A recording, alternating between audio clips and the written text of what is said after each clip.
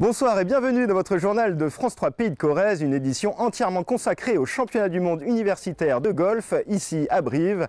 Depuis ce matin, 76 joueuses et joueurs venus de 18 pays se confrontent à ce parcours de planche torte.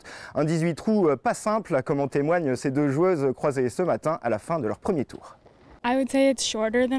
Ce parcours est plus court que la plupart de ceux que je pratique chez moi et il est difficile car il est étroit. On peut facilement envoyer sa balle dans l'eau, c'est ça qui est compliqué. Je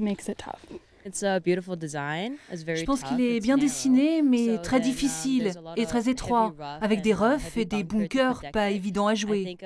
Mais c'est un bel événement, ça va être fun.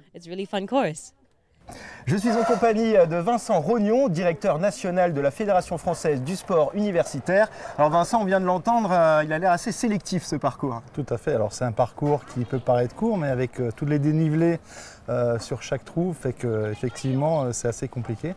Donc les étudiants vont devoir réfléchir aussi avec la tête et pas que le corps. Donc on est vraiment dans la double excellence et c'est un parcours, je pense, très adapté pour le monde étudiant. Sous une forte chaleur aussi, hein, c'est un facteur ça aussi. Ah, tout à fait, je pense que là on a vu pour ceux qui sont partis tard dans la matinée, il y a des catastrophes sur la fin du parcours parce qu'effectivement il faut gérer ça aussi, hein, l'hyper chaleur actuelle sur Brive. Quel niveau global pour cette compétition? Alors c'est tous des golfeurs étudiants, évidemment par définition, mais voilà, prometteurs pour la plupart? Tout à fait, alors bon, on est vraiment dans la double excellence, hein. Je pense que chaque pays participant envoie ses meilleurs golfeurs amateurs étudiants. Donc on touche vraiment le plus haut niveau sportif amateur étudiant. Et bon, c'est le cas également de notre équipe de France. Donc les sélections se font la plupart du temps aussi avec les fédérations partenaires des différentes fédérations nationales universitaires. On a une chance d'en retrouver un peu plus tard, dans quelques années, dans le monde pro du golf? Oui, pratiquement tous. Et en plus, bien souvent, soit ils continuent dans le monde pro un petit moment avant de prendre une entreprise ou rentrer dans le secteur, on va dire, un petit peu plus privé, ou alors ils font carrément des carrières professionnelles pour les meilleurs d'entre eux. Ils sont tous passés par le monde universitaire avant. D'accord. Ce choix de Brive, pourquoi ce choix? Il y a une longue histoire entre Brive et le sport universitaire. Tout à fait. Alors j'oserais dire que c'est une histoire d'amour puisqu'on a commencé en 2004 par organiser les championnats du monde d'aviron, ensuite 2012 les championnats du monde de rugby à 7 et puis là les championnats du monde de golf. Mais entre-temps, il y a eu beaucoup de championnats avec la ville de Brive, notamment des championnats nationaux. Effectivement, on trouve dans le dynamisme de la ville et également la parfaite harmonie avec notre comité régional du sport universitaire, un lieu propice pour organiser des événements, on va dire, majeurs pour la fédération. Le paradoxe, c'est que Brive n'est pas vraiment une ville universitaire en soi. Ce sont des territoires qui méritent d'être promus. Effectivement, il y a peu d'étudiants, mais il y en a quand même. Notamment, il y a une antenne de STAPS et certains de ces étudiants sont d'ailleurs en projet sur l'événement. Donc, ils méritent, tout comme les autres étudiants de grandes villes universitaires, de participer à ce genre d'événement. Merci beaucoup Vincent. Pour mieux saisir l'ambiance qui règne ici, je vous propose ce reportage tourné hier par Gaël Fauquemberg et Maud Rieux.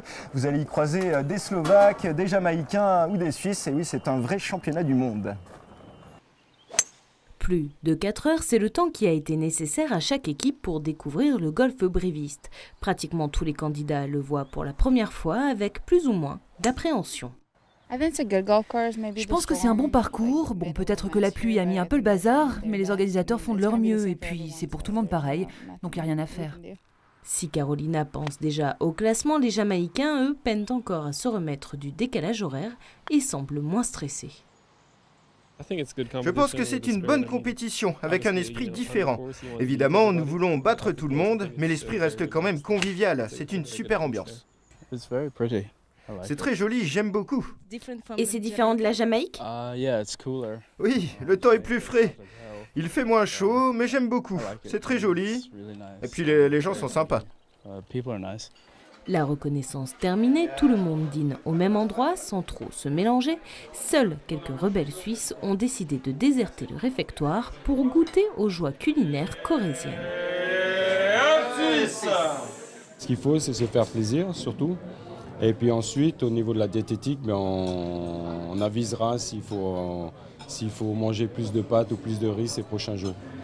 Reste à savoir si le carpaccio de bœuf limousin à la truffe va leur porter bonheur. De retour à Planche-Torte en compagnie de Jean Santos, adjoint au sport à la ville de Brive. Alors Jean, ce championnat du monde, est-ce que c'est une bonne opération pour la cité gaillarde? C'est une belle opération, c'est déjà une très belle opération sportive, hein, puisque c'est quand même un championnat du monde universitaire. Voilà, après l'aviron, après le rugby à 7, le golf est accueilli à Brive, donc voilà, on est ravis. C'est une sorte de positionnement finalement pour la ville de Brive qui peut peut-être pas avoir des championnats du monde classiques, on va dire.